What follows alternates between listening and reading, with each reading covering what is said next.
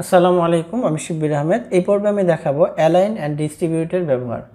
Align and ডিস্ট্রিবিউটটা আমরা পাবো হচ্ছে মুভ টুলের কন্ট্রোল বারে। এখানে বেশ কয়েকটি আইকন আছে, এগুলো হচ্ছে অ্যালাইন, আর আরও কিছু আইকন আছে, এগুলো হচ্ছে ডিস্ট্রিবিউট।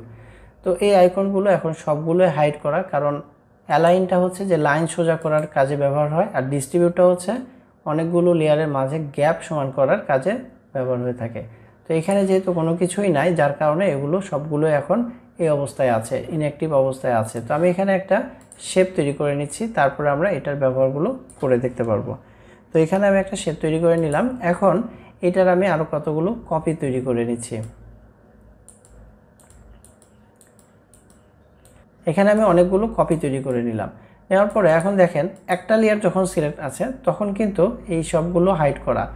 যখন দুইটা লেয়ার আমরা সিলেক্ট করব, এই যে দুইটা লেয়ার সিলেক্ট করলাম, তখন কিন্তু এই যে 6টা অ্যাক্টিভ হয়ে গেছে। আর এর ভিতরে থাকা ডিস্ট্রিবিউটগুলো এখনও অ্যাক্টিভ হয় নাই, কারণ ডিস্ট্রিবিউট বা গ্যাপ সমান করার জন্য মিনিমাম 3টা লেয়ারকে সিলেক্ট করতে হবে।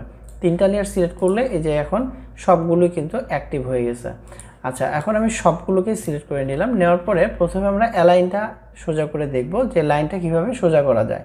তো এখানে প্রথম যে 3টা আছে, এই প্রথম 3টার কাজ হচ্ছে, লাইনটা যদি আপনার ভার্টিক্যাল হয় সেই ক্ষেত্রে হচ্ছে এই অ্যালাইনগুলো কাজ করবে।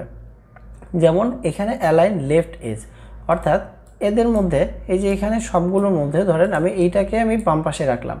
এখন এদের মধ্যে সবার বামে যে আছে তাকে কেন্দ্র করে সবার লাইনটা সোজা হয়ে যাবে। আমি যদি এইটাতে প্রেস করি অ্যালাইন লেফট এজ, তাহলে এই যে এটাকে কেন্দ্র করে সবাই এক জায়গাতে চলে আসছে। তারপরে মাঝখানেরটা হচ্ছে এদের মধ্যে যে মাঝে আছে তাকে কেন্দ্র করে সবার অ্যালাইনটা সমান হবে। আর ডান দিকেরটা হচ্ছে রাইটে যে আছে, এদের মধ্য থেকে যে রাইটে আছে তাকে কেন্দ্র করে সবাই রাইটে চলে আসবে। ঠিক আছে, তো এটা হচ্ছে লাইনটা যদি এরকম ভার্টিক্যাল হয় সেই ক্ষেত্রে এই প্রথম 3টা। আর পরের 3টা কাজ করবে হচ্ছে লাইনটা যদি এরকম হরিজন্টাল হয় সেই ক্ষেত্রে।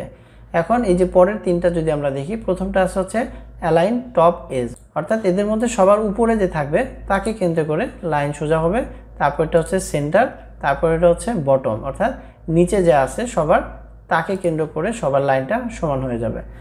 এরপরে আমরা ডিস্ট্রিবিউটটা যদি একটু দেখি, ডিস্ট্রিবিউটের প্রথম 3টা হচ্ছে ভার্টিক্যাল ডিস্ট্রিবিউট ঠিক করার জন্য, আর পরের 3টা হচ্ছে হরিজন্টাল ডিস্ট্রিবিউট ঠিক করার জন্য। যেমন এখানে যে কোনো একটা দিলেই সবগুলোতে কাজ করবে। তো এখানে এই যে মাঝখানের গ্যাপগুলো সমান করে দিবে।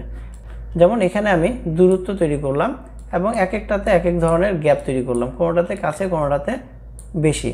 তো এখন এই সবগুলো মিলে যখন আমরা ডিস্ট্রিবিউটটা ঠিক করব, তখন প্রথমটা এবং শেষেরটা এই দুইটা ঠিক থাকবে, মাঝখানে যতগুলো থাকবে সবগুলোর মধ্যে সমান স্পেস তৈরি করে দিবে। এইভাবে সবগুলোর মাঝে সমান গ্যাপ তৈরি করবে।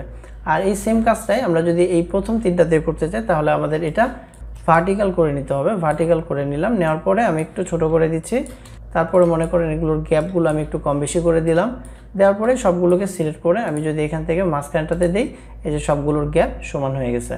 অ্যালাইন এবং ডিস্ট্রিবিউটার কাজটা আমাদের সবসময় প্রয়োজন হয়ে থাকে, বিশেষ করে আমরা যখন ডিজাইনের কাজ করি তখন এটা লাগেই। কারণ ডিজাইন করতে গেলে আমরা অনেকগুলো লেয়ার তৈরি করি, এই লেয়ারগুলোর মাঝে সমান গ্যাপের কখনো প্রয়োজন হয়, আবার কখনো লাইন সোজা করার প্রয়োজন হয়।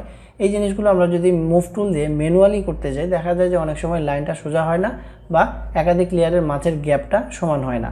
তো সেই ক্ষেত্রে আমরা এই অ্যালাইন ডিস্ট্রিবিউটরের মাধ্যমে এই কাজগুলো করব।